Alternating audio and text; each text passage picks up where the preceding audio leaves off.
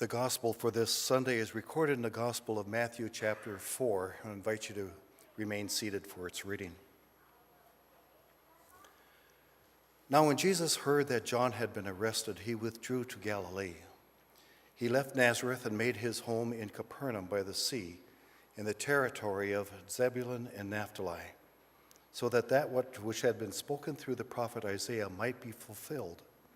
Land of Zebulun, land of Naphtali, on the road by the sea across the Jordan, Galilee of the Gentiles. The people who sat in darkness have seen a great light. For those who sat in the region and in the shadow of death, light has dawned. From that time, Jesus began to proclaim, "Repent, for the kingdom of heaven has come near." As he walked by the Sea of Galilee, he saw two brothers, Simon, who is called Peter, and Andrew his brother, casting a net into the sea, for they were fishermen. And he said to them, "Follow me, and I will make you fish for people." Immediately they left their nets and followed him. As he went from there, he saw two other brothers, James, son of Zebedee, and his brother John, in the boat with their father Zebedee, mending their nets, and he called them. Immediately they left the boat and their father and followed him. Jesus went throughout Galilee, teaching in their synagogues and proclaiming the good news of the kingdom and curing every disease and every sickness among the people.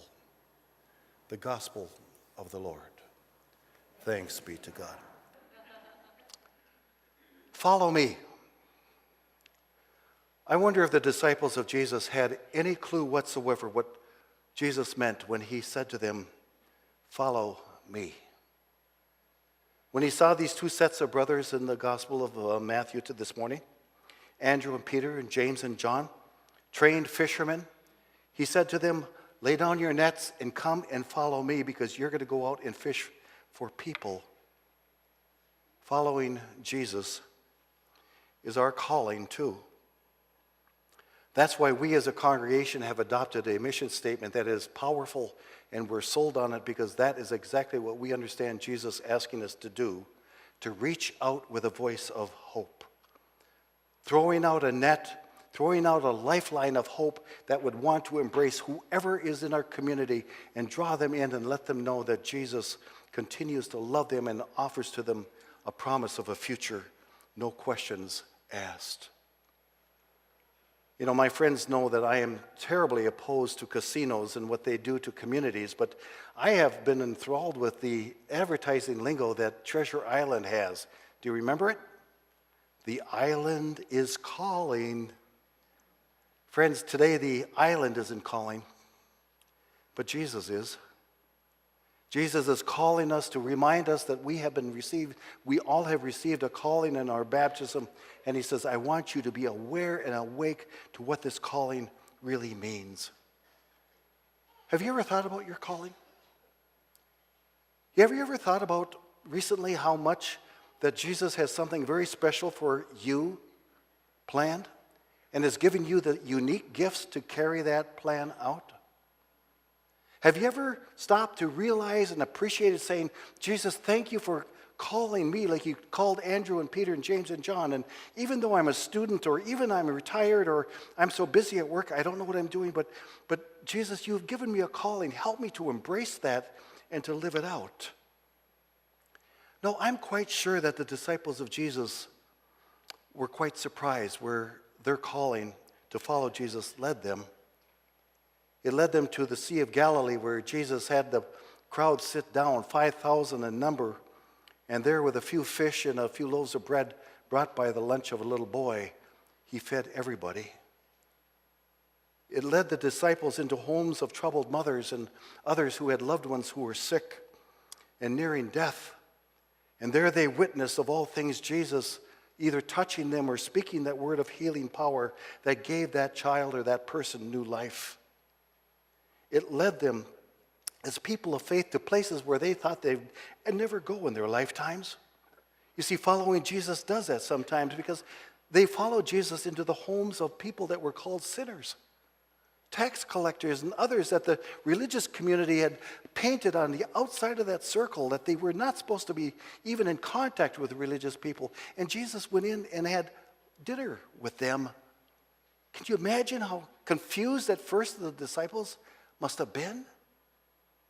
You see, following Jesus leads us in places that sometimes catch us by surprise. They saw Jesus go up to the well, Jacob's well, where Jesus encountered a woman, and he initiated a conversation with her. That was totally unheard of and inappropriate in the line of the faith of that day. You see, women were not supposed to have conversation with men in public, but Jesus would not let that stop him. No man-made laws would stop Jesus from reaching out to this woman with a voice of hope.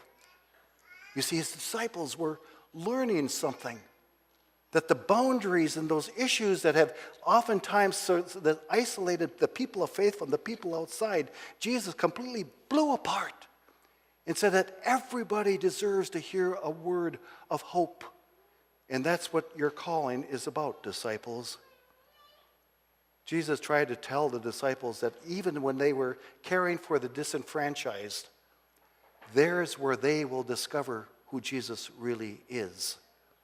And Jesus said it this way in Matthew 25. For I was hungry, and you gave me something to eat. I was thirsty, and you gave me something to drink. I was a stranger, and you invited me in. When we read the Old Testament, the number one commandment that comes through most often is that says, love the Lord your God. The second most quoted command in the Old Testament has to do with the care of the disenfranchised.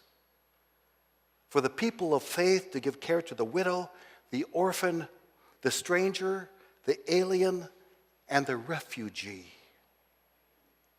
The scriptures are so clear to the people of that day that say that even the farmers that were working in that area, that you need to care for the refugees too. And the way that you do that is that you don't pick all the corn that's in your cornfield. You leave a couple rows for the people who are finding a new home in your community as refugees. You see, it's very, very clear that the biblical sense of calling to care for the refugee is right up front for the people of faith. You can't miss it. It's everywhere. The biblical sense of calling is God's calling for all of God's people. A survey was done last year in evangelical churches. And evangelical churches, by definition, are churches that claim themselves to be very biblical-based churches. And this study was done by a group called Lifeway. And the study was done to find out where people in these churches were getting their information and what motivated them to help care for the refugees, as they defined the term refugee. What they found was that in these churches that they surveyed, only 12% of the members found their basis for the care of refugees and how they would be involved in their lives. Only 12% found their basis in the scriptures. Now that leaves a question for us. What is it that motivated the other 88% to either care for refugees or to defend themselves by fear and stay away from them? Friends, what this is saying is that there's a disconnect for the church by and large of how basically many of us, as it may see ourselves engaging with ministry with the refugees in our time and place. You see, if it isn't the biblical sense of calling, what is it that would motivate us to either care for the refugee or to stay away from them? In the book of Numbers, we are told this. The cities which you shall give to the Levites shall be the 6 cities of refuge, which you will give for the manslayer to flee to. In addition to them, you shall also give 42 cities. You see, even in the Old Testament that was basically laden with law, they said that it's very important for the people of faith to set aside places of refuge that is completely safe for people to go to that may find themselves away from their home. What does this mean for us in our time and day, folks? My brother Bob and his wife Shirley took in Co and his son Tu into their home in the mid-1970s. Co and Vu escaped from Vietnam under the cover of night, clinging to an overturned boat just to escape to find some possibility of a new beginning. Co had worked with the U.S. military in Vietnam and knew that he had to get out of there at the end of the war, or else his life and his family would be terribly at risk. So Co took his son too, and moved away, leaving behind his wife and 4 daughters. Can you imagine the challenge and that hard decision that they had to make? Since the beginning of the Syrian civil war in March of 2011, over 5 million Syrians have had to leave that country because of the war's effect upon them and their families, had to leave that country in hope that someplace they will find a safe place to live again. In addition to the 5 million that had to leave the country, 6.5 other millions of Syrians were displaced within that country because their community was completely bombed apart and they couldn't stay there out of fear of death themselves. Can you imagine a number of people that were looking for some kind of security or a place of refuge that could be called safe? And unfortunately, Africa's had its own civil wars recently too, and we know that the Somalians, many of them have come to Minnesota, have come here because their home country has been torn apart with civil war as well. Now, we know that war is not the only way in which that refugees are created or forced to move away from their home. It can be natural disasters and others, but it seems like at this time, war is the primary cause of people forced to leave their own homes. Of course, I don't have to tell you that we all are keenly aware that this issue of the care of refugees has become a very sensitive and a politically hot potato in our day. And I am not foolish enough to even attempt to enter into the political foray of this argument. However, as your pastor, I cannot remain silent as to what the scriptures say that we are called to do on behalf of the refugees ourselves. The scriptures couldn't be more clear that we as a people of faith cannot remain silent and cannot do nothing if people with refugee status are looking for some new beginnings and they don't have it yet. The Old Testament suggests that a person's passion for the care for the disenfranchised, for the widow, the orphan, the refugee, and the passion that a person has for that kind of care can be a barometer for a person's faith. If that's the case, folks, I would suggest that we all examine our lives and say maybe we need to all increase that passion that we have for being careful for the refugee in our world today. Co and Tu became beloved members of the Nordin family. They celebrated confirmations with us, weddings with us, high school graduations. When we had deaths in the Nordin family, they were all there to grieve with us. My sister-in-law Shirley spent countless hours tutoring Co and Tu in English, teaching them how to use a checkbook and how to find their way from Burnsville downtown Minneapolis and to the University of Minnesota where Tu was a student. All that time, Co and Tu continued to worship and practice as Buddhists. But you know what? For the Nordins, it didn't make any difference because they were members of our family, and we loved them just for who they were. Within 2 years of their arrival in Minnesota, Tu graduated from the University of Minnesota with an engineering degree. 2 years. Within 3 years after he had found his first job, that was a very excellent job, two drove up to Burnsville to show Bob and Shirley and their kids with big eyes his brand new Corvette that he just bought.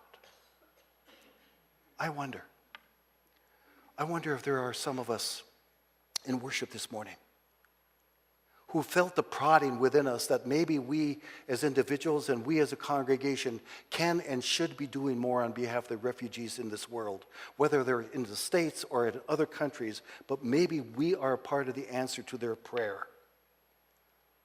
I'm inviting you to pray with me, to stand up and say, I'm going to join with others from our Saviour's Lutheran and pray for these people, and to say, what can we do that's appropriate for us in our time and day? If you feel that calling upon your heart this morning, talk to me, or else give your name to the welcome desk. Nancy will be glad to take your name and your contact information, because I think there are a number of us have heard this call clearly and are looking for ways in which that we can take action. My sister-in-law Shirley said over and over again that the care that they gave to the family was nothing compared to what they received back. And her term was, we receive 100 times more than what we could ever give to Co and To. Friends, that's exactly what happens when we follow Jesus. Our giving, which may seem like a sacrifice, and it may seem like we're taking risks, inviting people into our homes or caring for people that may have a background that we don't know anything about, but that's the nature of love, isn't it? That we take a risk on behalf of others in the name of Jesus, who by the cross in his suffering is saying to us, pick up your cross and follow me and care for those who do have a name. And that maybe you can take a calculated risk and raise up your cross in that action as well. Amazing. Amazing what can happen when we as followers of Christ reach out with a voice of a powerful, life-giving hope. Everyone is changed, including us.